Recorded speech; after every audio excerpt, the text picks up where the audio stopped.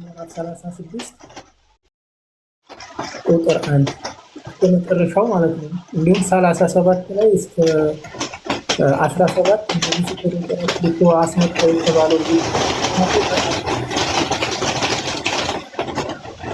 እና ያ መጽሐፍ ደግሞ ያ የተቀጠለው መጽሐፍ የተቀጠለ የሚለው መጽሐፍ ምን አይነት ነው? መልሶ ደግሞ የተጻፈው መጽሐፍ ምንድነው? 32 ላይ ተጨምሮበት እንዴት ተጻፈ ይናገራል። አልገባኝም።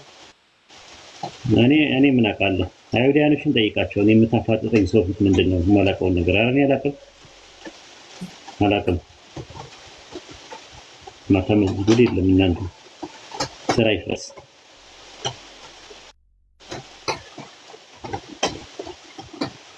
ባይሃና ስራው ይፍረስ። ኡስታዝና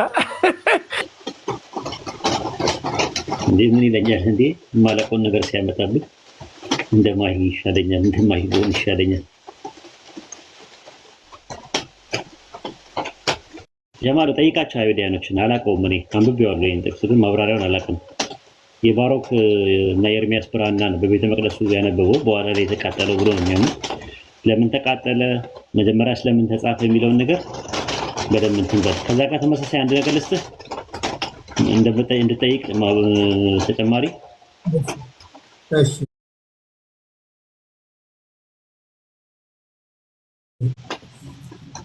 እሺ ራዕየ ዮሐንስ ምዕራፍ 10 ላይ ገባ። ራዕየ ዮሐንስ ምዕራፍ 10 ላይ እሺ 10 ቁጥር 8 ላይ ራዕይ 10:8 ላይ ከሰማይ የሰማሁት ድምፅ እንደገና ሲናገረኝ ሂድና በባህርና በብር መካከል ከሚቆመው ከመላኩ በእጁ ያለችውን የተከፈተችውን መጽሐፍ ውሰድ ሲል ሰማሁ።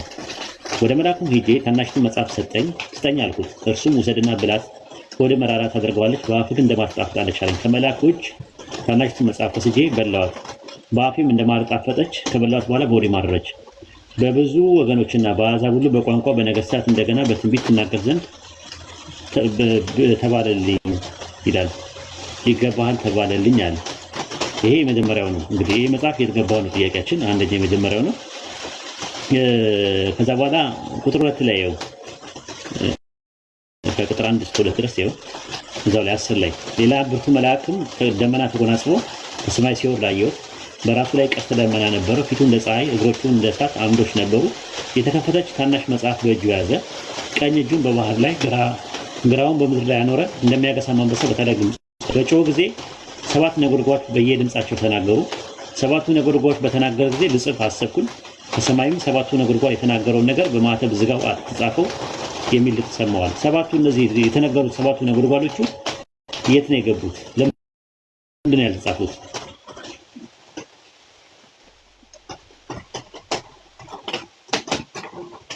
ናሲክ ወመንሲክ የሚባል ነገር ታውቃለህ? ናሲክ ወመንሲክ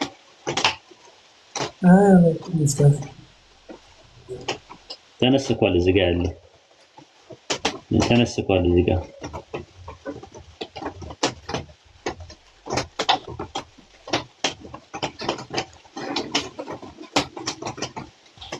ሌላ አንድ ጥያቄ አለ። ቆይ ላውጣውና እንደዚህ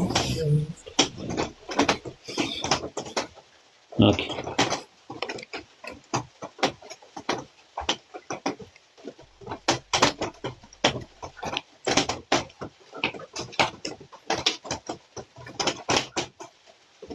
ክርስቲያኖች መግባት ስትፈልጉ ንገሩኝ፣ አንዳንድ አሳዩኝ፣ ማውራት እንችላለን። እሺ ልቀጥል እንችላለን። እሺ ራዕየ ዮሐንስ ምዕራፍ 2 ቁጥር 9 ላይ መከራህንና ድህነትህን አውቃለሁ፣ ነገር ግን ባለጠጋ ነህ፣ የስልጣንን ያበርናቸው እንጂ አይሁድ ሳይሆኑ አይሁድ ነን የሚሉ የሚሳደቡትን ስድብ አውቃለሁ ይላል። እዚህ ራዕይ 2:9 ላይ እና ራዕይ 2:2 ላይ ያለው ሁለተኛ ቆሮንቶስ ምዕራፍ 9 ቁጥር 20 ጋር የሚያገናኘው ነገር አለ። ኢየሱስ ጳውሎስ አይሁድ ሳይሆን አይሁድ ጋር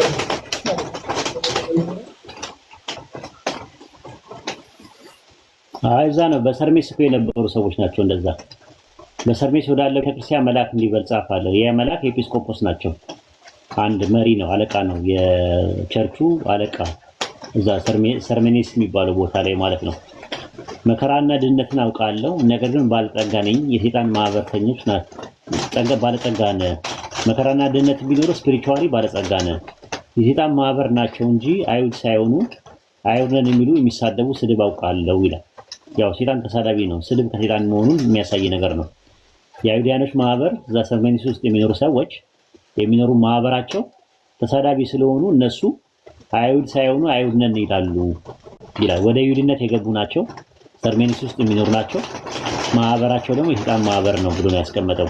አይ ቲንክ ግሪከኛ የሰይጣን ቸርች ብሎ ነው የሚያስቀምጠው መሰለኝ፣ ወይ ደግሞ ሲናጎን ነው።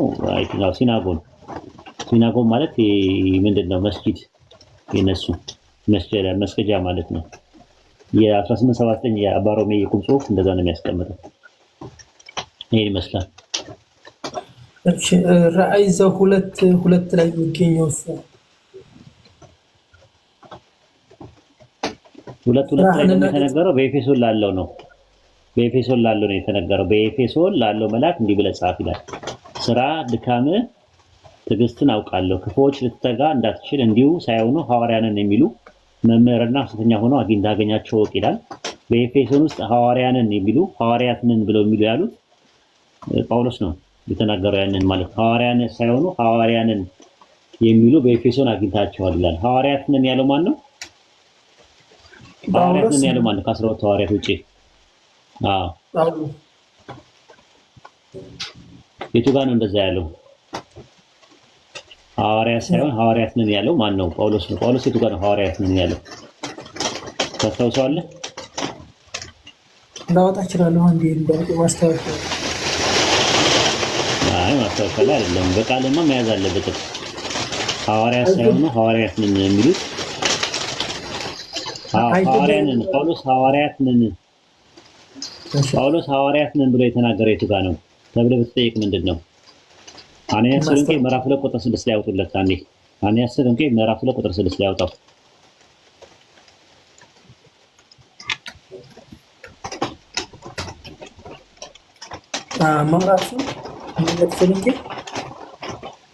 አንደኛ ተሰሎንቄ ምዕራፍ 2 ቁጥር 6 ረመዳንን በትልቁ አድርጉት። ክርስቶስም ሐዋርያትን እንደመሆናችን ልንከብድባችሁ ስንችል ከእናንተ ቢሆን ወይም ከሌሎች የክርስቶስ ሐዋርያት እንደመሆናችን ልንከብድባችሁ ስንችል ከእናንተ ቢሆን ከሌሎችም ክብር ከሰው አንፈልግም አለ። የክርስቶስ ሐዋርያት እንደመሆናችን አለ። ስለዚህ በኤፌሶን ሐዋርያት ነን ብሎ ያለው ማን ነው?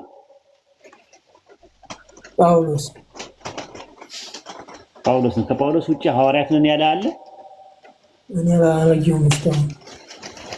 የለም በቃ 12 ሐዋርያት ኢየሱስ የሾማቸው ናቸው። ስለዚህ ራዕይ ዮሐንስ 2 እንትን ላይ 2 ላይ ስታነበው ሐዋርያት ሳይሆኑ ሐዋርያት ነን የሚሉ አለ። ኤፌሶን ውስጥ ሐዋርያት ሳይሆኑ ሐዋርያት ነን ያሉት ጳውሎስ ነው ያለው። ከጳውሎስ ውጪ ሐዋርያ ነኝ ብሎ ክሌም ያደረገ የለም። ስለዚህ እኔ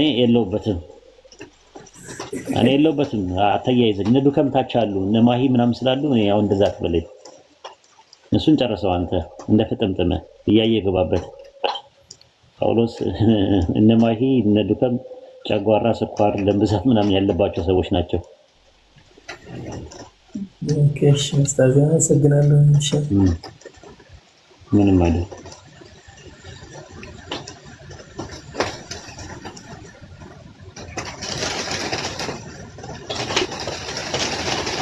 እዚህ ላይ ግን ሶስት ገባ አንድ ጥያቄ ነበረኝ። ሐዋርያት ሥራ ላይ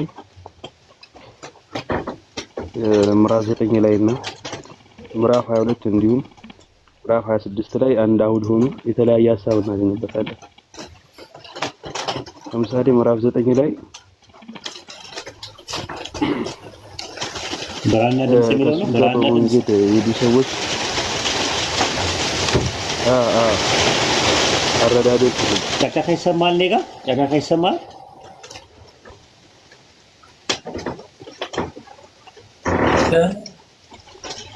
ድምጽ ይሰማል። እንደዛ ማለት ነው። ከእርሱ ጋር በመንገድ የሚሄዱ ሰዎች ምን እየሰሙ ነበር ይላል? ድምጽ ይሰሙ ነበር። ድምጽ ይሰማቸዋል። ድምጽ ይሰማሉ፣ ግን የድምጹን መልእክት ምን እንደሆነ እያወቁት አይደለም። አዎ፣ ግን ሳያዩ ይላል። ማንንም ሳያዩ ይላል። ስለ ሰው ነው የሚያወራው። ማንንም ሳያዩ ግን ድምጽ ይሰሙ ነበር ነው የሚለው። አይጋጭም። እሺ ቀጥል። ቀጣዩ እንደማውጣው ሐዋርያ ሥራ 22 ላይ ያለውን እኔ የሚጋጭ ነገር ካለ ይጋጫል ነው። የማይጋጭ ነገር ከሆነ 22 ላይ አውጣው። አይጋጭም። እነማይም በዚህ ላግዛቸው እንጂ እነሱማ አይመልሱትም። እዚህ ጋር ደግሞ ምንድነው የሚለው ስታነበው ምን ይላል?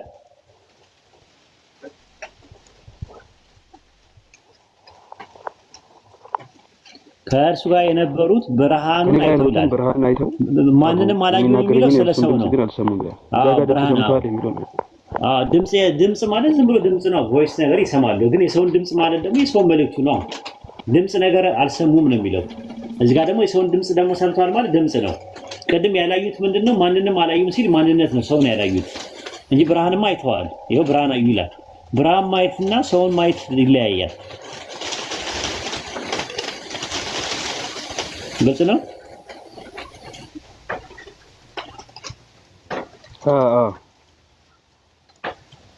ስለዚህ ግጭት የለውም ለማለት ፈልጌ ነው። እና ኡስታዝ እዚህ ጋር ጋጫ ብላችሁ እንትን አትበሉ። በምድር ላይ ወድቀን ሳለ የሚለው ማለት ነው ምዕራፍ 9 ላይም የሚያወራው አንድ አይነት ነው። አንድ ዋን ፐርሰናሊ ነው የሚያሳየው። ግን ምዕራፍ 26 ላይ ደግሞ በምድር ላይ ወድቀን ሳለ ብሎ ነው የሚያወራው። ሁላችንም በምድር ላይ ወድቀን ሳለን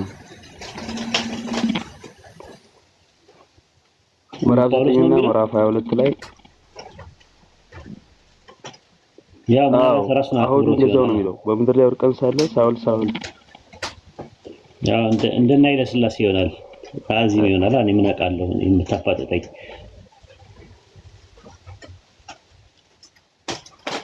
ራይፈስ አረዳል ልጅ ኡስታዝ አይሆናል።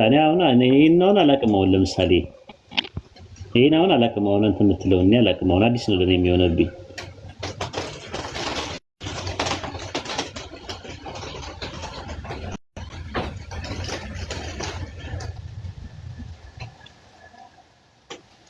ማየት መልሻለሽ ካልገባ ምናልባት ጥያቄያችሁ በጣም አንተና ጀማል ትንሽ ከበድ ያለ ነው። ጥያቄ የምጠይቁኝ እንደዚህ የሚያፋጥጥ ጥያቄ ግን ባጠይቁኝ ጥሩ ነበር። ለመጥራት እስቲ እሞክራለሁ። እሺ ሌላ ጨምርሽ።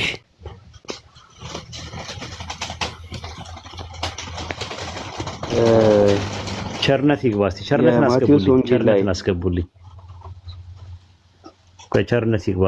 ክርስቲያኖች ይግቡና ትንሽ እንትን ልበል። ኢንሻአላህ ተቀጥላላችሁ። ቸርነት ና እስቲ ስበከን። ቦታ ከሌለ እንልቀቅ እንዴ ኡስታዚ? እኛ እንልቀቅና አስገቡ። እኛ አለን ከታች ኢንሻአላህ። ጀማልን ለምንድን ነው ያወረዳችሁት? አይ ጀማልን ለምን አወረዳችሁት? ቦታ አለ። ጀማልን መልሱት። ቸርነት ግባ። እየጠበቅን ነው።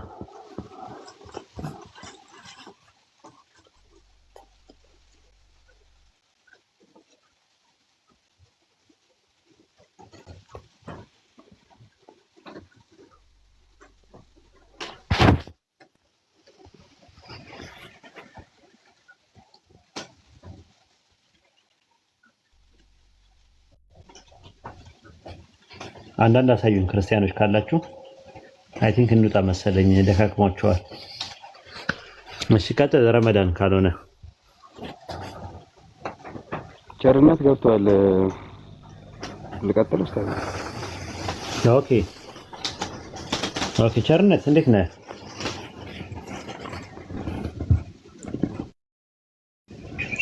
አለው እንዴት ናቸው? ቸርነት አለ።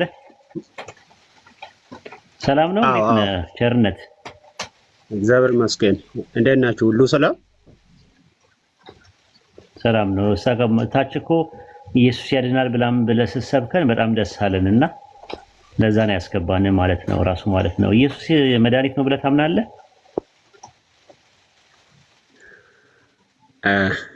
አዎ መጽሐፍ ይላል። ከምንድን ነው የሚያድነው? እስቲ በሽታውን ነገር የመጀመሪያ ምን ታመ ነበረ? ለምሳሌ እኔ አሁን ምን ታመም ያለው መድኃኒት የሚሆን ለኔ በሽታዬን ንገረኝ። አሁን ለምሳሌ ያው መጽሐፍ ቅዱስ እንደሚለው ሰው ሁሉ ኃጢአትን ሰርቷል ይላል። ስለዚህ ሰው ኢየሱስ ክርስቶስን ካላመነ ከዘላለም ጥፋት መዳን አይችልም ብለን እናምናለን። እኮ ማለት ምንድነው ማለት ሰው ሁሉ ኃጢአትን ሊሰራ ይችላል? የአዳም ኃጢአት መጥቶ ነው በሰው ልጆች ላይ የውርስ ኃጢአት ምናምን? አዎ ሰው ሁሉ ኃጢአተኛ ነው ይላል እኮ። የወረሰው ከየት ነው ኃጢአቱን የወረሰው? ወርሶ ነው ወይስ ምንድነው? ዝም ብሎ ራሱ ሲሰራ ነው?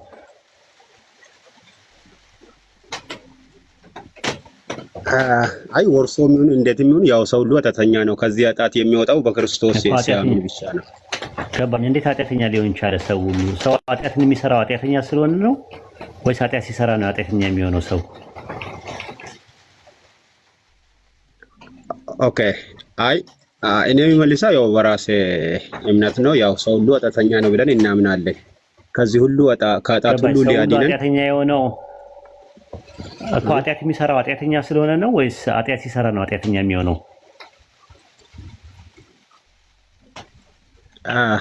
ያው ሰው ሁሉ ኃጢአተኛ ነው እኮ። ኃጢአተኛ ስለሆነ ነው ኃጢአት የሚሰራው?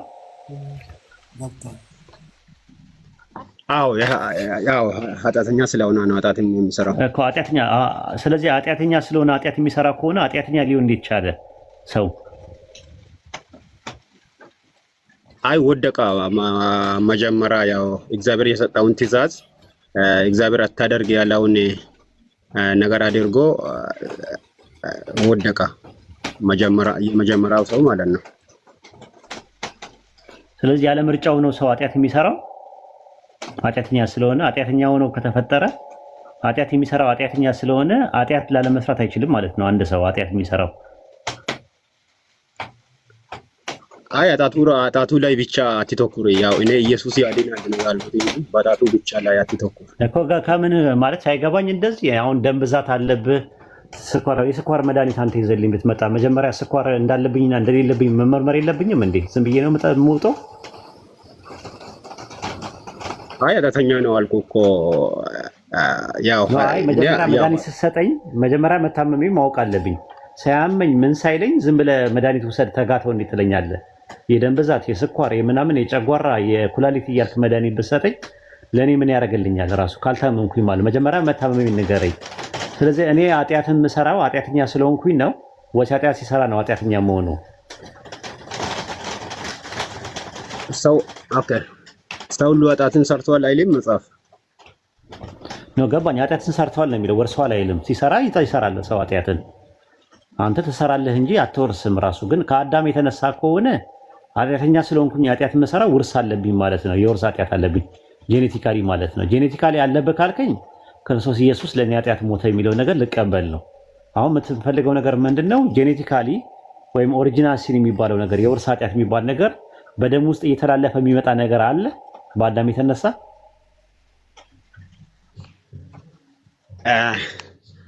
ያው ሰው ያው ኃጢአተኛ ከአዳም የተነሳ ሰው አማርኛ ይገባል አይደለም? አዎ ግልጽ ነው። ኦኬ እንደዚህ ከሆነ ጥሩ። ስለዚህ እሺ ኡስታዝ ሰው ሁሉ ኃጢአትን ሰርቷል የሚለውን እንዴት ነው የሚወስዱት? ሰው እኮ ሰርቷል ነው የሚለው፣ ወርሷል አይልም እኮ። ስለዚህ ይሰራል፣ አንድ ሰው ኃጢአትን ይሰራል። ገባኝ። ሮሜ ምዕራፍ 3 ቁጥር 23 ላይ ሁሉ ኃጢአትን ሰርቷል የእግዚአብሔር ክብር ጎሎታል ይላል። ሁሉ የሚለው ነገር አንጻራዊ ነው፣ ሃይፐርቦሊክ ስቴትመንት ነው፣ ራሱ ግነታዊ አነጋገር ነው። እዛው ሮሜ 3:2 ላይ ሲናገር ምንድነው ይላል? አይሁዳውያን እና የግሪክ ሰዎች ሁሉም ከኃጢአት በታች ዘግተናቸው ከሕግ በታች ዘግተናቸዋልና ይላል። ሁሉ ኃጢአትን ሰርቷል በሚለው ላይ ሁሉ በሚለው ላይ ምን ይካተታሉ? አንጻራዊ ነው ወይስ ፍጹማዊ ነው ሁሉ የሚለው ቃል የመጣው? ለምሳሌ ሁሉ ሲል ኃጢአትን ሰርተዋል፣ መላእክትም ኃጢአት ሰርተዋል፣ እንስሳትም ኃጢአት ሰርተዋል፣ እጽዋትም ኃጢአት ሰርተዋል፣ ኢየሱስም ኃጢአትም ሰርተዋል ነው ወይስ ኤክሰፕሽናል ነው ሁሉ ሲል? ሁሉ ሲል ያው ሰውን ነው ያው አንጻራዊ ነው። መጽሐፍ እኮ ሁሉ ሲል ማርያምን ያካትታል። ማርያምን ያካትታል ሁሉ ኃጢአትን ሰርቷል ሲል ሰው ነችና ማርያም የሰራችው እኛ እናምናለን እንደዛ መጽሐፉ። ኦኬ ምን ሰርታለች ኃጢአት? የትኛውን ኃጢአት ነው የሰራችው? ማርያም የሰራችውን ኃጢአት እስቲ ከመጽሐፍ ቅዱስ ንገረኝ። አይ ሰው ስለሆነች ያው ኃጢአት መቼም ሰው ፐርፌክት አይሆንምና ለዛም ነው ኢየሱስ ክርስቶስ የመጣ። ስለዚህ ኢየሱስም ኃጢአት ሰርቷል ማለት ነው ሰው ስለሆነ። መጽሐፍ የለም ይላል አይልም እኮ ሁሉ ኃጢአትን ሰርቷል ሲል ሁሉ በሚለው ሰው ሁሉን የሚያካትት ከሆነ ኢየሱስ ሰው ነውና ኢየሱስ ክርስቶስም ይካተታል ወይ ሁሉ በሚለው ውስጥ? ቆይ እኔን አያመታቱምና መጽሐፍ ቅዱስ ኢየሱስ ክርስቶስ ከኃጢአት በቀር አይልም፣ እኛን ይመስላል አይልም። ምኑ ከኃጢአት በቀር የሚለው ማን ነው? ባዩ እሱ ነው ያለው ማን ነው? እንደዛ ብሎ የነገረን ማን ነው? ዕብራውያን ላይ አይልም። ባዩ ማን ነው እኮ? ባዩ ማን ነው የነገረን? ማን ነው ብሎ የነገረን ማን ነው? ማንም ይበል ያው መጽሐፉ እኛ መጽሐፍ ነው ብለን እንቀበላለን። ማን የነገረን ነው እኮ የሚለው ከኃጢአት በቀር በነገር ሁሉ ተፈተነ ሲል ምንድን ነው ማለት? ከኃጢአት በስተቀር ሰው ያደረገውን ነገር አድርጓል ኢየሱስ? ከኃጢአት በቀር ሐላል የሆነውን ነገር አድርጓል? አይ ኢየሱስም ኃጢአት ሰርቷል ስላሉ ነው። አይ ኢየሱስ ሰጣተኛ ሁሉ ነገር እንደ ሰው ሁሉ ነገር አድርጓል። ገባኝ። ከኃጢአት በስተቀር ሁሉ ነገር ኢየሱስ አድርጓል። አይ ሁሉም ነገር ያው እንደኛ ያው ፍጹም ሰው ነው፣ እንደኔም ፍጹም ሰው ነው። ስለዚህ አምላክ ኢየሱስ ለምሳሌ ሐላል የሆነው ነገር እኮ ከኃጢአት በስተቀር ሁሉ ነገር ካደረገ ኢየሱስ አግብቷል። ለምሳሌ ማግባት ለምን ነው ኡስታዝ ማሆነ አርጊሜንት ነው የሚያነሱት እኮ እሱን እኮ እኮ አንጻራዊ ነው የሚነገረው ነገር። ስለዚህ ሮሜ ምዕራፍ 3 ቁጥር 23 ላይ ሁሉ ኃጢአትን ሰርቷል የአምላክ ክብር ጎሎታል ሲል ሰርቷል ነው የሚለው፣ ወርሷል አይልም። ሰው ኃጢአትን የሚሰራው ኃጢአተኛ ስለሆነ ነው ወይስ ኃጢአተኛ ስለሆነ ነው ኃጢአት የሚሰራው ወይስ ኃጢአት ሲሰራ ነው ኃጢአተኛ የሚሆነው? አልመለስክልኝም። ችግር የለም እርሶ በፈለጉት ያዙና ሰው ኃጢአተኛ ነው በሚለው ያዙልኝ። ስለዚህ ኢየሱስ በቃ ሽንቶ በቃ በአዳም የመጣ ምንም ኃጢአት የለብኝ በሽታ እንደሌለብኝ አወኩኝ። ኢየሱስ ለአንተ መድኃኒት የሆነልህ ከምንድን ነው ያዳነ? ኢየሱስ ለአንተ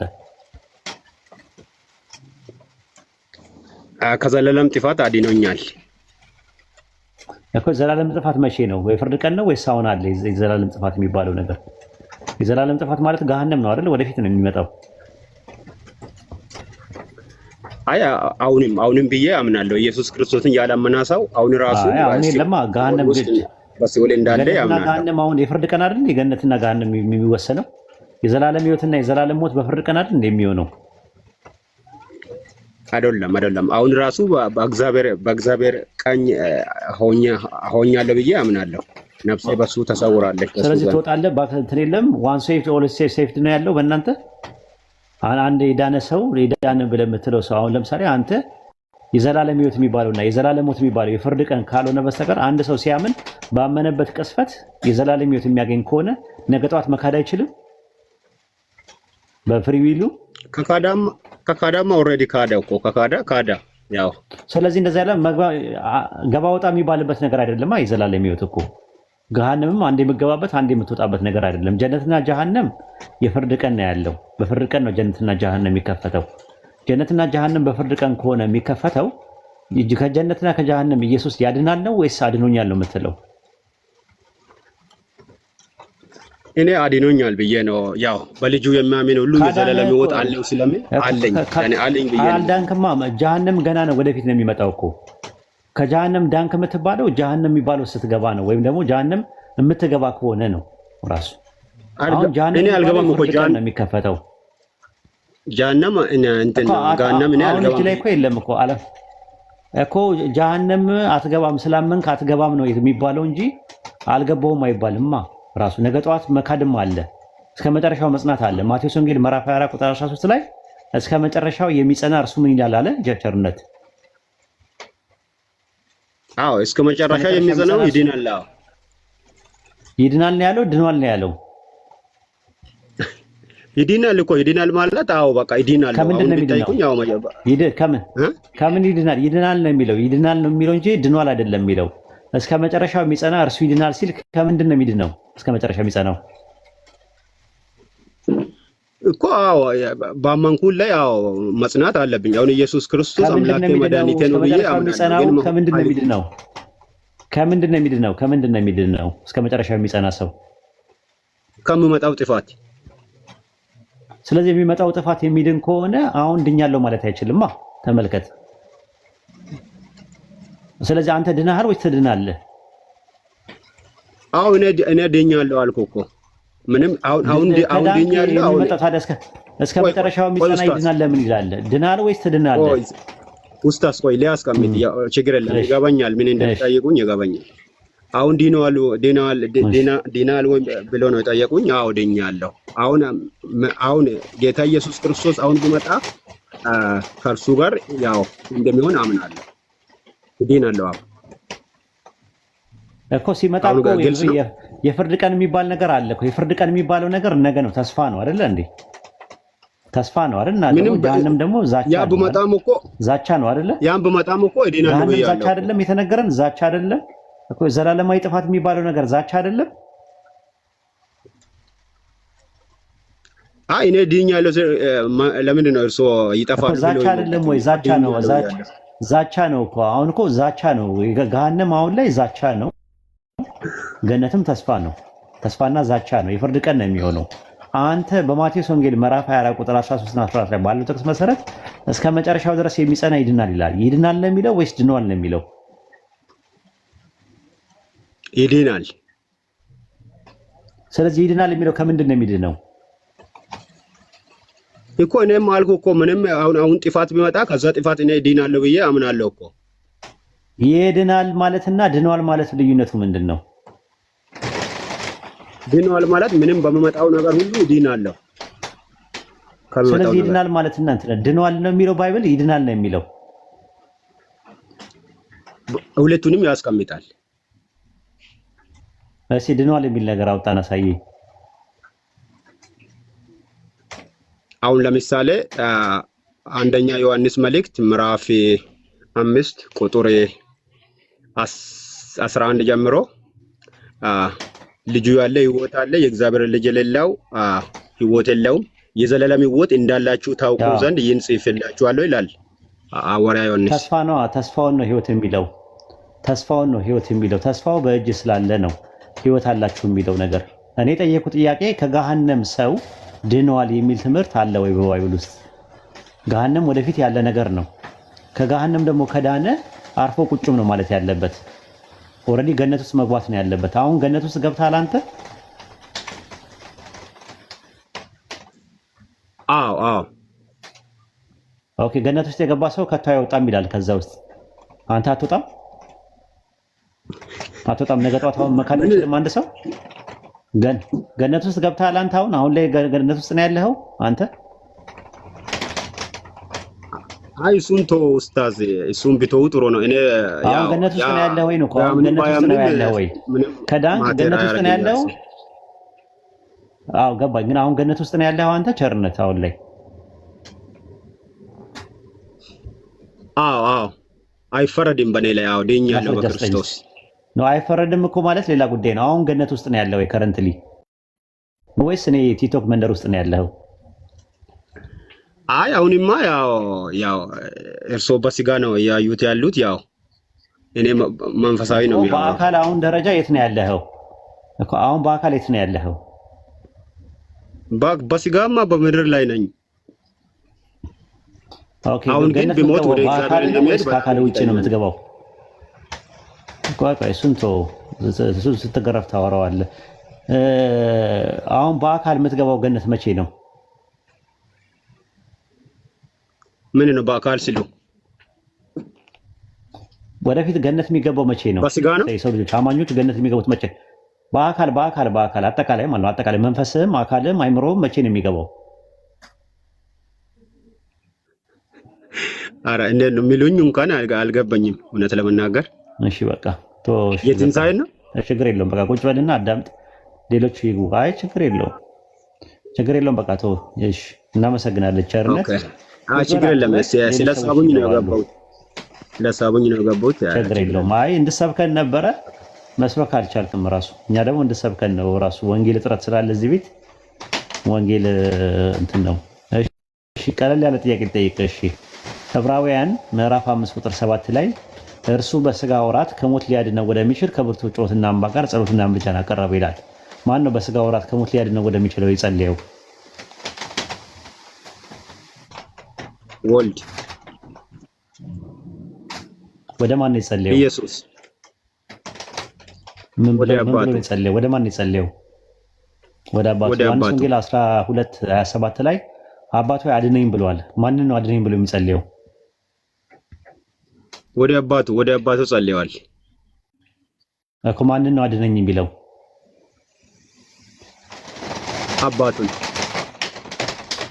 እኮ። አባቱን ከምንድን ነው የሚያድነው? ከምን ይላል እዛ ጋር? የሌለውን ባይጠይቁኝ ጥሩ ነው። ከሞት ሊያድነው ወደሚችል ይላል አይደል? አዎ እሺ። ከሞት እንዲያድነው ጸልየዋል አይደል ኢየሱስ? አዎ ጸልየዋል። አዎ ጸሎቱ ተሰማለት ይላል። የጸለየው ጸሎት ተሰማለት ይላል እዛው ላይ። ጸሎቱ ተሰምቶለታል? ከሞት እንዲያድነው የጸለየው ጸሎት ተሰምቶለታል ወይስ አልተሰማለትም? ምን ይላል እዛ ጋር? ተሰምቷል ይላል። ጸሎቱ ተሰማለት ይላል። አዎ ኦኬ። ያው ሐሳቡን አልተረዳውም አዳም በላየው እዛ። እሺ እሺ ችግር የለውም። ግን ከሞት ሊያድነው ወደሚችል እሱ ከሞት እንዲያድነው የሚጸልየው ወደ ማን ነው? ከሞት እንዲያድነው የሚጸልየው አካል የራሱ ነው፣ የባህሪ ገንዘቡ ነው። ማዳን የባህሪ ነው፣ በስጦታ ያገኘው ነገር ነው። ኢየሱስ ማዳኑን ራሱ ያው ሰውም ስለሆነ ያው ጸልየዋል። ማን ነው ኢየሱስ መድኃኒት ያደረገው? ያው ኢየሱስ ማን ነው መድኃኒት ያደረገው? ኢየሱስን መድኃኒት ያደረገው ማን ነው? ሐዋርያት ሥራ 5:32 ምን ይላል? እግዚአብሔር ለእስራኤል ንስሐና የኃጢአት ስርየት ያደርግ ዘንድ መድኃኒት አደረገው ይላል። እግዚአብሔር ኢየሱስን መድኃኒት ያደረገው ይላል። ስለዚህ ከራሱ ያገኘው ነገር አይደለም ማለት ነው ኢየሱስ። አዎ መድኃኒት አድርጎ ልኮዋል። አዎ ውድ ልጁን። ስለዚህ መድኃኒት ያደረገው ማንን ነው? እግዚአብሔር ኢየሱስን መድኃኒት ያደረገው። መድኃኒት ከማድረጉ በፊት ምን ነበር ኢየሱስ? ኢየሱስ ምን ነበረ መድኃኒት ከመደረጉ በፊት? አምላክ ነበረ እኮ። አምላክን ነው አምላክ መድኃኒት ያደረገው? አዎ አምላክ ያው በስጋ ነው፣ ሰው ነው፣ በእኛ መካከል አደረ። መድኃኒት አልነበረም? አምላክ መድኃኒት ያልነበረበት ጊዜ ነበር? አይ በዛ አንጻር ሳይሆን የኛን በእኛ ቦታ ቤዛ ሆነው ሊያድነን እኮ። ከዛ መድኃኒት አልነበረም ማለት ነው ኢየሱስ። መድኃኒት አልነበረም ማለት ነው ኢየሱስ። አይ በዛ አንጻር ሳይሆን አይደለም። እኔ ያላልኩትን ነው ያው ያሉት እኔ እንደዚህ ያላልኩት ነው። አይ መድኃኒት አደረገው ስትለው መድኃኒት ከመደረጉ በፊት ምን ነበረ? ስለ አምላክ ነበረ። አምላክ እያለ ግን መድኃኒት አልነበረም? አዎ ለሰው ልጆች መድኃኒት አልነበረም። አዎ ሰው ልጅ መዳንን ያገኘው በክርስቶስ ስጋ ለብሶ። ስለዚህ መድኃኒትነቱ የባህሪ ገንዘቡ አይደለም ማለት ነው።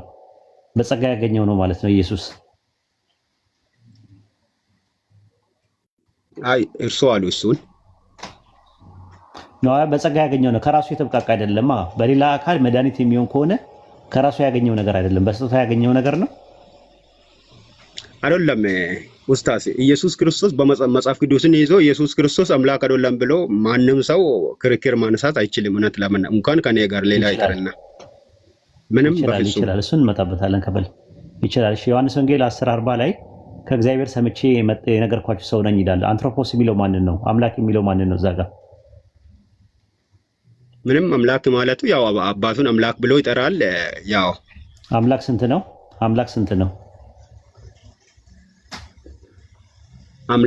አምላክ አብም አምላክ ነው፣ ወልድም አምላክ ነው። አምላክ የጠየኩ አምላክ ስንት ነው ነው የጠየኩ። ማን ነው ብዬ አልጠየኩም። አንድ አምላክ ነው አልጠየኩም። ስጠይቅ ብቻ ነው የምትመልሰው። አምላክ ስንት ነው ብዬ ስጠይቅ ስንት ነው አልከኝ? አንድ ነው አልኩት። ከዛ ከአንድ አምላክ ነው ሲሰማ የነበረው ኢየሱስ።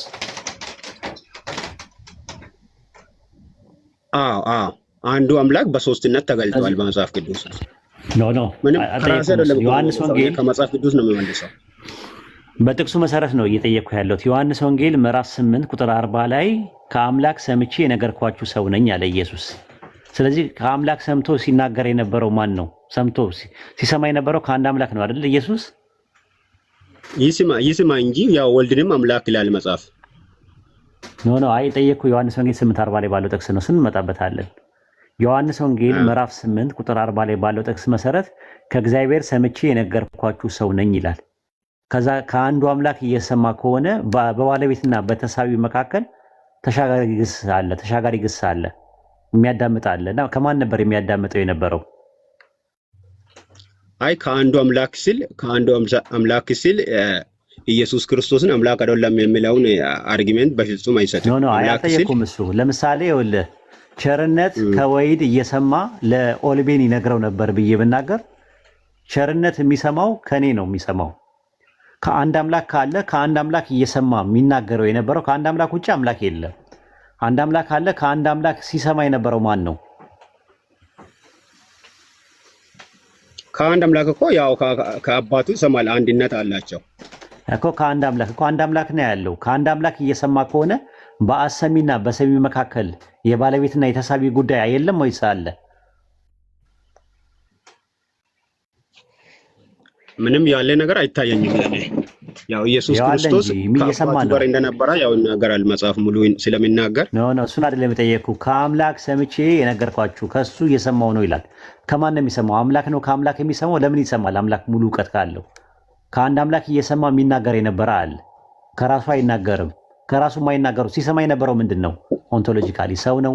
ጥንዚዛ ነው? መልአክ ነው? ምንድን ነበረ? ዮሐንስ ወንጌል 8:40 ላይ ባለው ጥቅስ መሰረት ይስማ እንጂ ያው ከአባቱ ለምን ሰማይ አልልም። ያው ሰማ በኋላ ያው የነበረው ምንድን ነው ይላል ዮሐንስ 8:40 ላይ። ዮሐንስ 8:40 ላይ ከአንዱ አምላክ ሲሰማ የነበረው ምን ነበር ነው የሚለው ኦንቶሎጂካሊ ጥቅሱ ምን ይላል ጥቅሱ? ጥቅሱን ልንገሩኝ። ያው እንትን ከእግዚአብሔር ሰምቼ የነገርኳችሁን ሰው ልትገሉኝ ትፈልጋላችሁን? አብርሃም እንዲህ አላደረገም ማለት ሲሰማ የነበረው ምን ነበር ሲሰማ የነበረው ከአንድ አምላክ? ለምንድን ነው ሊገሉ የፈለጉት አይሁዳውያኖች? እሱን እንመጣበታለን። ከላይ ከአውዱ ጀምረን እንመጣበታለን። አሁን ሌላ ቦታ አትሂድ። ዮሐንስ ወንጌል 8:40 ላይ ባለው ጥቅስ መሰረት ከእግዚአብሔር ሰምቼ የነገርኳችሁ ሰው አለ። ከአንዱ አምላክ ሲሰማ የነበረው ምን ነበር? ሰው ነው? መልአክ ነው? ጥዚዛ ነው? ድመት ነው? ፍየል ነው? ምንድን ነው በሲሰማ የነበረው እንደ ጥቅሱ መሰረት? እኮ ያው ሰምቶ መጥቶ ያው አባቱን ሰምቶ ያው ለኛ ያው ተገልጦ ያስተምር አባቱን ገልጧል በራሱ እኮ ምን ነበር ሲሰማ የነበረው ምን ነበር ነው ያለው ኦንቶሎጂካሊ ማለት ነው። ቆይ ሲሰማ የነበረው ምን ነበር ነው ጥያቄው? ምን ነበር ሲሰማ የነበረው ምን ነበር ነው የሚለው? ሰምቶ ሲያስተላ ቆይ እንትን አፌን አትበሉኝ። ስለዚህ ምን ነው እኔ ሲመልስ መልስ ቢሆንም ባይሆንም ይቀበሉልኝ የመለስኩትን መልስ ችግር የለም። ነው አይ በጥቅሱ መሰረት ነው እየጠየቅኩ ያለሁት። ያው ምን መሰለህ ጀርባ ትክክል ነው እስከሚሉ ድረስማ አልጠብቅም። ጀርባን በልቶ አንተ እከክልኝ በላኝ እያልከኝ እኔ እግር ላይ ባክልህ ስሜት ይኖረዋል እንዴ? አይኖረውም። ዮሐንስ ወንጌል 8:40 ላይ ባለው ጥቅስ መሰረት ችግር የለም። የገጠር ልጅ ቢሆንም እኔን አያመታቱኝም። ሌሎችን ያመታቱ እንጂ እኔን አያመታቱ። ኧረ እኔ አልመታህም። ለምን እመታሃለሁ? አልመታህም። አይዞህ እኔ መታማችም አይደለም። አይዞህ አልመታህም። ችግር የለውም። ቀጥል። እሺ ሌላ ሰው አስገቡ። በቃ ነው። አይ በቃ ሌላ ሰው ያስገቡና ትላለህ። እስቲ ጸልይልን። ቸርነት እርሶን ሊጠይቅ ነህ? ጠይቀኝ የፈለከውን ጥያቄ። ኦኬ። አይ ለኔ ጥያቄ የምነብኝ ነገር ማለት ነው። እሺ ችግር የለም ጠይቀኝ። ከፈለክ ቀደምም ኢየሱስ አምላክ ነው የሚልበት ጥቅስ ካለ ትሰጠኛለህ። አይ በዛ ሰው ስለ እስልምና ነው የምጠይቀው። አይ አምላክም አለ ይለዋል ባይብል ስላልከኝ እስቲ አምላክ የሚልበትን ጥቅስ ካለ ሰተኝ ብናየው ደስ ይለኛል። ግን ጥያቄም ካለ እስልምና ላይ መጠየቅ ትችላለህ። ኦኬ። እስልምና መቼ ነው የጀመረው?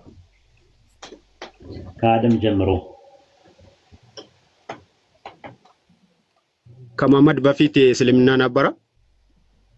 አዎ ነበረ። ቁርአንስ ከመሐመድ በፊት ቁርአን ነበረ? ቁርአን አልነበረም። እሺ በምንድን ነው አፕሩቭ የሚያደርጉት? ቁርአን ከሌለ በምንድን ነው አፕሩቭ ማድረግ የምትችሉ? በቁርአን ኦኬ። ቀላል ጥያቄ ልጠይቅ እዚሁ ላይ ማለት ነው። አብርሃም የሚባል ሰው ነበረ በታሪክ ውስጥ ነበረ? በታሪክ አብርሃም የሚባል ሰው ኤግዚስት ያደርግ ነበር? በታሪክ ውስጥ አብርሃም የሚባል ሰው ነበረ ወይስ አልነበረም? በታሪክ ውስጥ አዎ፣ በታሪክም ይመጣል። አዎ ነበረ ወይ ነው ጥያቄ ነው የጠየቅኩ። ነበረ ወይስ አልነበረም? በታሪክ ውስጥ አብርሃም የሚባል ሰው እና ነብይ ነበረ ወይስ አልነበረም? ከመጽሐፍ ቅዱስ ውጪ ነው? ከመጽሐፍ ቅዱስ ውጪ ነው የጠየቅኩ። ዝም ብዬ ነው የጠየቅኩ። ከዛ በኋላ ምንጭ ስጠይቅህ ትነግረኛለህ። አብርሃም የሚባል ሰው በታሪክ ውስጥ ነበረ ወይስ አልነበረም? አይ ጥያቄው አልገባኝም። በመጽሐፍ ቅዱስ ውስጥ ነው ወይ በእስልምና? እስልምና ነበረ ወይስ አልነበረም ብለህ ስትለኝ ነበረ ብዬ አልኩ። መረጃውን ከየት ነው የምሰጥህ? ከቁርአን እሰጥሃለሁ። አሁን አንተ ደግሞ ተመሳሳይ ጥያቄ ነው የጠየቅኩ። ከሙሴ በፊት አብርሃም የሚባል ሰው ነበረ ወይስ አልነበረም? ቀለል አድርገልህ። ኦኬ ለምን የኔውን አይመልሱም? በጥያቄ ነው የሚመልሱት እኮ። ተመሳሳይ ጥያቄ እኮ ነው። አይ ተመሳሳይ ነገር ነው የጠየቅከው። አሁን ከቁርአን እንዳላሳየህ ከቁርአን በፊት አልከኝ። ስለዚህ አሁን ተመሳሳይ ከሙሴ በፊት አብርሃም የሚባል ሰው ነበረ ወይ? እሺ ኦኬ። ቁርአኑን የተቀበለው ማን ነው? እሱ እነግርሃለሁ። አሁን የጠየቅኩን ጥያቄ መልስልኝ። ቀለል አድርጌ ነው የጠየቅኩ። ከሙሴ በፊት አብርሃም የሚባል ሰው ነበረ ወይ? ቆይ ኡስታዝ፣ እኔ ብዙ ጊዜ ጥያቄ የሚፈጥረኝ ነገር ነው። የሙስሊሞችን ለመማር ለምን ጥያቄው በጣም ቀላል ነገር ነው። ራሱ ከአዳም ጀምሮ ነው ያሳያለሁ። እሱ አይደለም ጥያቄው። ከባይብልም አንጻርም ማየት እንችላለን። ከባይብልም አንጻር ማየትም መታየትም ይቻላል። ለኔ ይመልሱልኝና ጀነራሊ ላይ እውቀት እንዲሆንልኝ። ቆይ ለጀነራሊ ለእውቀት እንዲሆን ነው የጠየቅኩ። ከሙሴ በፊት አብርሃም የሚባል ሰው ነበረ ወይ? አዎ ነበረ። ኦኬ ከሙሴ በፊት እስቲ አሳየኝ። ከሙሴ በፊት ከነበረ ኦሪት ለሙሴ ነው የተሰጠው። ከኦሪት በፊት እና ከሙሴ በፊት አሳየኝ አብርሃም እንዳለ እንደነበረ የሚያሳይ ማስረጃ። ያው እነ ሙሴ ታሪከዋሉ እኮ። ከሙሴ በፊት ነው ያልኩህ። አብርሃም የነበረው ከሙሴ በፊት ነው። ከሙሴ በፊት አብርሃም የሚባል ሰው እንደነበረ የሚያሳይ ማስረጃ ስጠኝ እኮ። ያው ልክ እንደዛ አሁን ለምሳሌ እኔ ምን ለማለት ፈልጌ ነው፣ አሁን መጽሐፍ ቅዱሱን ከጠየቁኝ ስለ መጽሐፍ ቅዱስ ሙሴ ብቻ አይደለም ስለ አብርሃም የነገረን፣ ሌሎቹም ስለነገሩን ሌሎቹ ምስክሮችም አሉ። እኔ ከሙሴ በፊት ነው የፈለኩት። ከሙሴ በኋላ አልጠየቅኩም። ከሙሴም አልጠየቅኩም። ከሙሴ በፊት አብርሃም የሚባል ሰው ይኖር እንደነበረ የሚያሳይ ማስረጃ ስጠኝ እኮ። መለስኩት። በቃ እንደዚህ ነው የመለስኩት እኔ። ምንም ሌላ ጊዜም ያው ጠይቃለሁ። ከሙሴ በፊት ነው ጥያቄ ነው። አይ ጥያቄ ከሙሴ በፊት አብርሃም የሚባል ሰው አለ ወይ? አብርሃም የሚባል ሰው አለ ወይ? ከሙሴ በፊት ከኦሪት በፊት። ለእርሶ ጥያቄ ማለት የለም ጥያቄ ነው ያለው። እመልስልሃለሁ። ኧረ ችግር የለም። እንዲገባ እኮ ነው። አሁን እንዲገባ ነው። ቀለል ያለ ጥያቄ ነው የጠየቅኩ። እንዲገባ ነው። ደብል ስታንዳርድ ይባላል። ችግር የለም እኮ ምንም። ያው የእርሶ እንትን አርጊሜንቱ ያው ገብቶኛል። እንደዛ ነው እርሶም የሚቀበሉት ነው የጠየቅኩ ጥያቄ። አየህ አሁን ለምሳሌ አንድ ሙስሊም ጋር ስትመጣ ሙስሊም የሚቀበለው መጽሐፍ ቁርአን ነው አይደለ? ኦኬ እሺ። አንተ ስትመጣ ደግሞ የምትቀበለው ባይብል ነው ወይስ ቁርአን ነው የምትቀበለው? ወደ ሲመጣ ወደ እስልምና ነው። አንተ ክርስቲያን ነህ። ስጠይቅ ጥያቄ ስጠይቅ እንደ ሃይማኖት ሰው እኔም አንተም የሃይማኖት ሰዎች ነን አይደለ? እሺ። ስጠይቅ ከባይብል ነው የምጠይቅ ወይስ ከባይብል ውጪ ነው የምጠይቅ? ስጠይቅ አዎ ከመጽሐፍ ነው። መጽሐፍ ነው። አሁን ስለዚህ ስጠይቅ እኔ ቀለል አድርጌ ጠየቅኩ።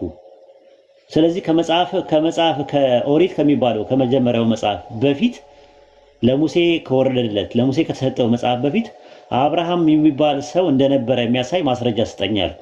ምንድነው የምትለው? ኦኬ እሺ፣ ያው ከመጽሐፍ ነው የምነግርህ። እንደዛ ማለት ነው። አየህ፣ እንደዛ ነው። አንድ ሙስሊምም ስጠይቀው ከቁርአን በፊት እስልምና እንደነበረ የሚያሳይ ማስረጃ ስጠኝ ስትለው ቁርአኑ ከቁርአን በፊት ከጥንት ጀምሮ ከአደም ጀምሮ የነበሩት ነቢያቶች ሙስሊም እንደነበሩ ቁርአኑ ይናገራል። ስለዚህ ከቁርአኑ ነው የምሰጥህ። ቆይ ጫምጣት አትለኝም። ለምን? እኔ ሙስሊም ነኝ። ኦኬ ቴንክ ዩ። አሁን ሀሳቡ ገብቶኛል፣ ግን የቀራኝ ጥያቄ ማለት ነው ዋና ፖይንቱ ጋር አልደረስኩም። ፖይንቴ ምንድነው ነው? አሁን ለምሳሌ በእናንተ በሙስሊሞች ቤተ እምነት ቁርአን የተሰጠው ለነብዩ መሐመድ ነው ብላችሁ ታምናላችሁ። ትክክለኛ ቁርአኑን እሱ እንደተቀበለ በምንድን ነው አፕሩቭ ማድረግ የሚችሉት? በቁርአን ውስጥ ነው? እሱ ሌላ ጥያቄ ነው። መጀመሪያ ስለ እስልምና ነው መጀመሪያ መጠየቅ ያለበት። ይሄን ስለ እስልምና ነው። አየህ እንትኗን ምን አደረካት? ወዲያው ዳይቨርት አደረካት። እኔ ለሱም መልስልሃለሁ። አሁን ጥያቄው ዞሯል ማለት ነው። 90 ዲግሪ ዞሯል ማለት ነው። መጀመሪያ መሆን ያለበት እስልምና ከቁርአን በፊት ስለመኖሩ ማስረጃ ስጠኝ ነው ያልከው። ከቁርአን በፊት ነው ያልከኝ። ከቁርአን በፊት እንደነበረ የሚያሳይ ማስረጃዎች ልስጥህ። ሱረት ሐጅ ምዕራፍ 22 ቁጥር 78 ላይ እርሱ ከዚህ በፊት ሙስሊሞች ብሎ ሰይሟቸዋል ይላል። ሚንቀብሉ ነው የሚለው መቼ ማለት ነው? ሱረት ጣሃ ምዕራፍ 20 ቁጥር 115 ላይ ወደ አደምን ከዚህ በፊት ኪዳንን በእርግጥ አውርደናል። አላህ ወደ አደም ኪዳንን ሲያወርድ በዛን ሰዓት ጀምሮ እስልምና እንዳለ ነው ቁርአን የሚናገረው። ይሄው ቁርአን ይናገራል። ከአደም ጀምሮ ማለት ኑህ አለይሂ ሰላም ምንድን ነው? ሙስሊም ነው። ማስረጃ ይኖር ይሆናል? አዎ ብዙ ቦታ አለ። ራሱ ሙስሊም እንደነበር አብርሃም ሙስሊም ነው። ኑህ አለይሂ ሰላም ሙስሊም ነው። ሙሳ አለይሂ ሰላም ሙስሊም ነው። ኢየሱስ ሙስሊም ነው። አሁን ጥያቄ የሚነሳው ሙስሊም ማለት ምን ማለት ነው? ቸርነት ምን ማለት ነው? ሙስሊም ማለት ትርጉሙ የቃሉ ትርጉም አይ እሱን እርሶ ምን ማለት ነው? ሙስሊም ማለት ኢስላም ማለት ነው። አይ አላወኩም እንደዚህ ማለት ነው። ያው ማለት ነው ሳይገባህ እኮ ነው ያልከው። አዎ ኢስላም ማለት አይ ሳይሆን ስሙን ባያውቅም ያው እምነታችሁን ምናምን ያውቃሉ እኮ ልንገርህ። አዎ እሺ እኮ ከአዳም ጀምሮ ነበር ስለ ራሱ ዝም ብላው ትረዳዋለህ በቀላሉ። ከአዳም ጊዜ ጀምሮ እስልምና ነበረ ሲባል ኢስላም የሚለው ቃል አስለመ ታዘዘ ከሚል ቃል ነው የመጣው። አንዱን አምላክ በአምልኮ መታዘዝ ምን ይባላል? ኢስላም ይባላል። አንዱን አምላክ በአምልኮ ታዛዥ ሙስሊም ይባላል። ሙስሊም ማለት ሲምፕሊ ታዛዥ ማለት ነው። ትርጉሙ የቃሉ ትርጉም አረብኛ ነው። ሲምፕሊ ታዛዥ ማለት ነው። ኢስላም ማለት ሲምፕሊ ትርጉሙ ምንድነው? መታዘዝ ማለት ነው። ስለዚህ ከአዳም ከመጀመሪያ ከዘፍጥረት ጀምረህ ስትመለከተው አዳም ማንን ይታዘዝ ነበረ? ማንን ነው ሲታዘዝ የነበረው አምላክ? ማነው? አዳም ከመጀመሪያ ጊዜ ጀምሮ ጥያቄ ነው። አዎ አንተ እንዲገባህ እኮ ነው የምጠይቅህ፣ እንዲገባህ ነው። ኦኬ አይ ያ እኔ የኔ ጥያቄ ነው ማንሳት የፈለኩት፣ ግን ያው እኮ የመለስኩልህ እኮ ነው የነበሩ ሰዎች ይኸውልህ፣ የነበሩ ሰዎች ሙስሊሞች ነበሩ፣ ታዛዥ ነበሩ። እና በባይብል ላይ አንድ ጥቅስ ልስጥና ባይብል ማለት ነው ከባይብል ማስረጃ ልስጥ ሙስሊም የሚለው ማለት ነው። ኢዮብ ምዕራፍ 22 ቁጥር 21 ላይ አውጣው ላሳይህ። ኢዮብ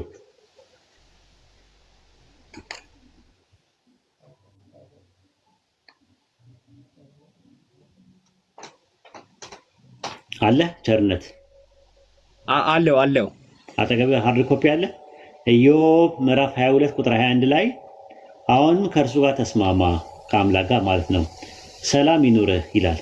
ሰላም ይኑርህ የሚለው የዕብራይስጡ ቃል ይሻልም ነው የሚለው ስርወ ቃሉ ሸለም ነው። ባይብል ሀብ ይህንን ሲያብራራው ምን አለ? በአረብኛ ሰሊም ይባላል አለ። መስጠት ማለት ነው፣ ራስን ማስገዛት ማለት ነው። በሴማዊ ግስ ግን ሙስሊም እና በግስ መደብ ኢስላም በመደበኛ ለአምላክ መታዘዝ ነው ይላል።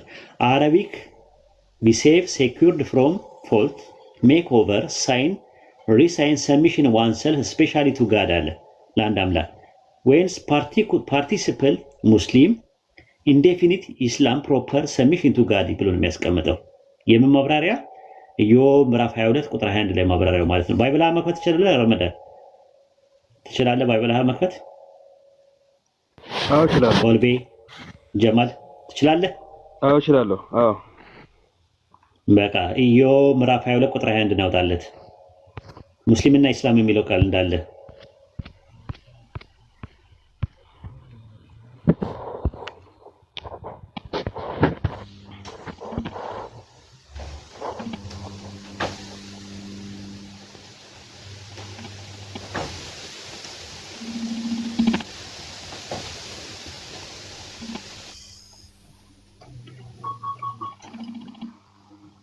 ኢዮብ ምዕራፍ 22 ቁጥር 21 ላይ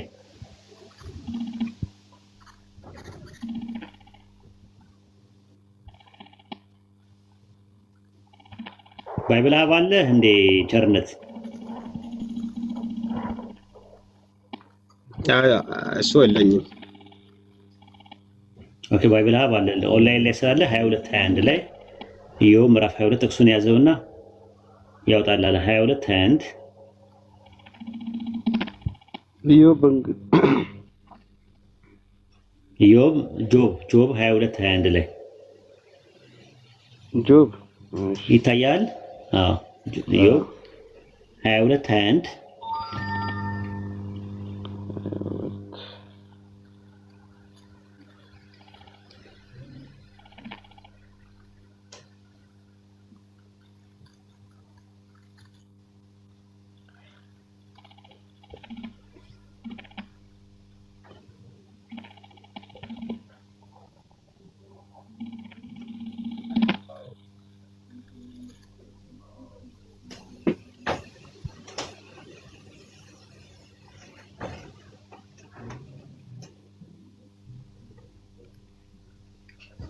አውጣው ባይብል ሀብ ዕብራይስጡን ነው የምታወጣልኝ። ከጎን አለ። አልቻልክበትም ረመዳን። በጎን በኩል አለለ ከላይ ሄብሩ የሚል አለ፣ ኢንተርኔት የሚል አለ፣ ሄብሩ የሚለው አለ። ሄብሩ የሚለውን ነካው። ከላይ የምርጫ አለ ሰጥቷል። ይታያል። ኡስታዝ እሱን ጥሪና አንድ ሁለት ጥያቄ ሊጠይቅና ከዛ እኔ ልውጣ። ቆይ አቸኩል። ይሄንንማ አይተህ ነው የምትወጣው። 22 ስንት ነበር ኡስታዝ? 22 21 አሁን ጥሩ አውጥተው ነበረ። ልክ እንደዚህ አሁን እንዳውኑ 22 21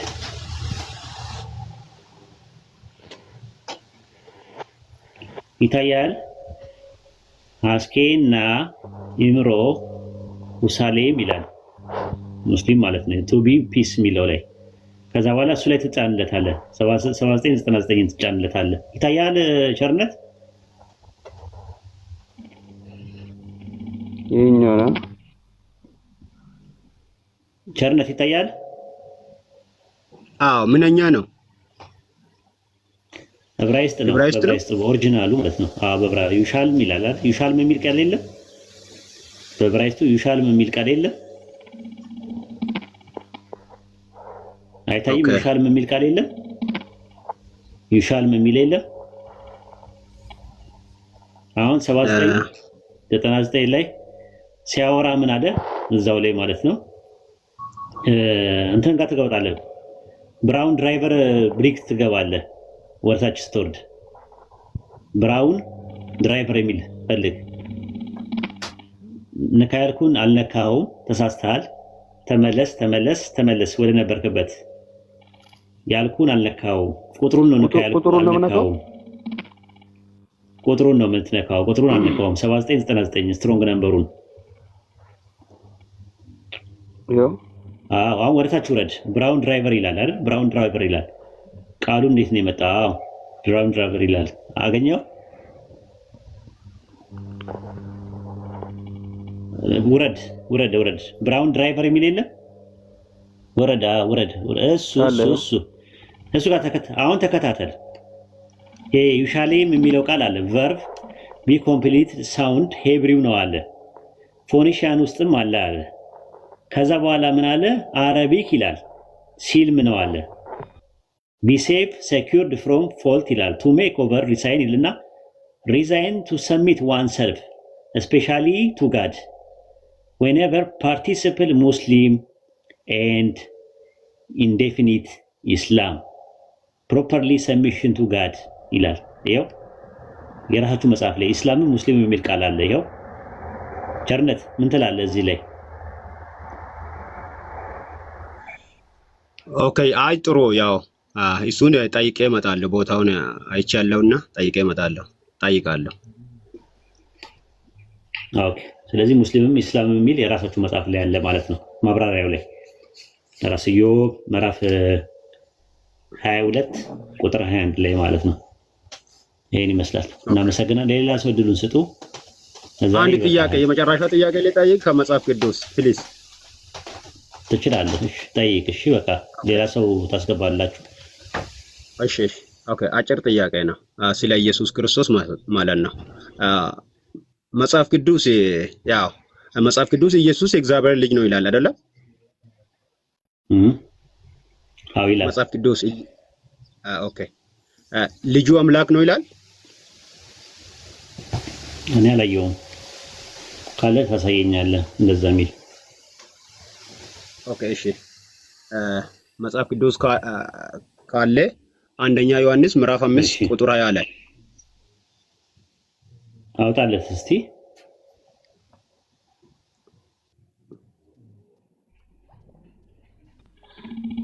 አንደኛ ዮሐንስ ምዕራፍ 5 ቁጥር 20 ላይ አንደኛ ዮሐንስ ምዕራፍ 5 ቁጥር 20 ላይ ነው አይደለ? ሰላም አይፈለከው? አዎ የእግዚአብሔር ልጅ እንደመጣ እውነተኛ የሆነውን ዘንድ ልቦናን እንድናውቅ ልቦናን ልትሰጥ እናውቃለን። እውነተኛ የሆነው በእርሱ አለን፣ እርሱም ልጁ ኢየሱስ ነው። ከዛ 4 ነጥብ ይዘጋና እርሱ እውነተኛ አምላክና የዘላለም ሕይወት ነው ይላል። የሚያወራው ስለ አብ ነው የሚያወራው። ላብራራልህና ከዛ በኋላ ወደዛ ትመጣለህ። ዮሐንስ ወንጌል ምዕራፍ 17 ቁጥር 3 ላይ ኢየሱስ ሲጸልይ ምን አለ? እውነተኛ አምላክ ብቻ ነው የሆንከው አንተንና የላከውን ኢየሱስን ያውቁ ዘንድ ይህች የዘላለም ሕይወት ናት አለ። ሴቶ ሞኖን ኤሌክትሮኖን ቴዎን አለ። እውነተኛ አምላክ ብቻ ነው የሆንከውን አንተንና የላከውን ኢየሱስን ያውቁ ዘንድ ይህች የዘላለም ሕይወት ናት አለ። ሐዋርያት ሥራ 13:23 ላይም ከዚህ ሰው ዘር አምላክ እንደ ተስፋ ቃሉ ለእስራኤል መድኃኒት ኢየሱስን አመጣ አለ። ሲጀምር ጥቅሱ ምን ይላል? የአምላክ ልጅ እንደመጣ ይላል። አምላክ የተባለው ማን ነው? ልጅ የተባለው ማን ነው? ቸርነት። ከዛ ነው የሚጀምረው። ኦኬ አይ እዚህ ጋር የተናገረው ያው ግልጽ ስለ ኢየሱስ ነው የተናገረው። የእግዚአብሔር ልጅ እንደመጣው ከመጀመሪያው ጀምሮ እኔ ልፍታና ከዛ እርሶ ይፈታሉ። ትክክለኛውን ሐሳብ ያው ኦዲየንሱ ይቀበላል፣ ችግር የለም። እሺ ኦኬ ሐዋርያ ዮሐንስ እዚህ ጋር መልእክቱን ሲጽፍ ምንድነው ያለው? የተናገረው ያው ሙሉን ሐሳብ ስለ ኢየሱስ ክርስቶስ ነው የተናገረው። የእግዚአብሔር ልጅ እንደመጣው ያው የመጣው የእግዚአብሔር ልጅ ነው። እውነተኛ የሆነው እናውቅ ዘንድ ልቦናን እንደሰጠን እናውቃለን። እውነተኛ በሆነው በእርሱ አለን። እርሱ ማን ነው? ኢየሱስ ክርስቶስ። እርሱም ልጁ ኢየሱስ ክርስቶስ ነው ይልና ከዛ ደግሞ እርሱም እውነተኛ አምላክና የዘላለም ሕይወት ነው። የተናገረው ስለ ኢየሱስ ክርስቶስ ነው። ይሄ ግልጽ ነው፣ ስለ አብ ሳይሆን እርሱ ያሉ ዮሐንስ 17 አይ ቲንክ 3 ላይ እሱ የተናገረው ያው አብን ነው። እዛ ጋር የተናገረው ስለ አብ ነው ኢየሱስ ክርስቶስ የተናገረው። እንደዛ ነው ሐሳቡ። ኦኬ የአንደኛ ዮሐንስ መልእክት ምዕራፍ 5 ቁጥር 20 ላይ የአምላክ ልጅ እንደመጣ ይላል። አምላክ የሚለው አብን ነው፣ ልጅ የሚለው ወልድን ነው። እውነተኛ የሆነውን ዘንድ እናውቅ ዘንድ መረዳት እንደሰጠን እናውቃለን አለ። እውነተኛ የተባለው አብ ነው። ዮሐንስ 8:26 ላይ ዳሩ ግን የላከኝ እውነተኛ ነው ይላል። እውነተኛ የሆነውን ዘንድ እናውቅ ዘንድ ልቦና እንደሰጠን ወይም እውቀት እንደሰጠን እናውቃለን ይላል። ስለዚህ እውነተኛ የሆነው በልጁ በኢየሱስ በኩል አለን የሚለው ኪንግ ጄምስ ቨርዥን ባይብል ላይ ማየት ይችላሉ ከፈለክ። እውነተኛ የሆነው በልጁ በኢየሱስ በኩል አለን አለ። በልጁ በኢየሱስ በኩል አለን አለ። ከዛ በኋላ ነው ሆቶስ የሚለው ነገር ይህ አለ እውነተኛ አምላክና የዘላለም ሕይወት ነው አለ። ስሩ በልጁ በኩል የታወቀው እውነተኛ የሆነው አንድ አምላክ አለ ብሎ ነው የሚያስቀምጠው። እሱም እውነተኛ አምላክና የዘላለም ሕይወት አለ ብሎ ነው የሚያስቀምጠው ማለት ነው። እና እዚህ ጋር የሚያወራው ስለ አብና ስለ ወልድ ነው። ራሱ ሁዮ አውቶ የሚል ነገር አለ። ራሱ ሁዮ የሚለው ልጅ ማለት ነው። አውቶ የሚለው ደግሞ እርሱ ማለት ነው። ሂሰን ነው የሚለው። እስቲ እንግሊዝኛውን አንድ ጊዜ ያወጣለት። በቀላሉ ላስረዳው፣ እንግሊዝኛው ላይ ላስረዳውና